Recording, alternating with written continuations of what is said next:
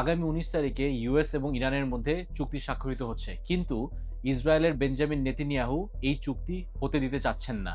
America এবং Iran এই দুই দেশই নিজ দেশের জনগণের কাছে এটিকে একটি সফল চুক্তি হিসেবে দাবি করছেন। আমেরিকা দাবি করছে যে সর্বোচ্চ চাপের মাধ্যমে ইরানকে তারা বিভিন্ন শর্তে রাজি করিয়েছে, এবং ইরানও বলছে যে আমেরিকার হাত থেকে তারা বড় একটি অর্থ ছাড় করতে পারবে। কিন্তু এদিকে হিজবুল্লাহ আর ইসরায়েলের মধ্যে বিভিন্ন রকম ঝামেলা চলছে।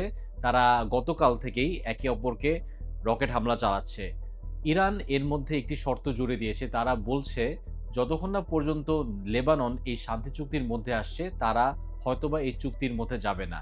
এই কথাটি শুনে ট্রাম্পের মাথা গরম হয়ে যায়। তিনি কাতারের প্রতিনিধিদের মাধ্যমে ইরানের কাছে বার্তা পৌঁছে দেন, তারা যেন ইসরায়েলের এগেইনস্টে কোনো রকম স্টেপ নেয় না। এবং ট্রাম্প নেতানিয়াহুর উপরও যথেষ্ট রাগ প্রকাশ করে বলেছেন যে নেতানিয়াহু খুব ডিফিকাল্ট একজন লোক, তার সাথে কাজ করা খুব মুশকিল। ১৯ তারিখে এই চুক্তি যদি স্বাক্ষরিত হয়, তবে ইরান হরমুজ প্রণালী খুলে দিবে এবং আমেরিকাও অবরোধ প্রত্যাহার করে নিবে।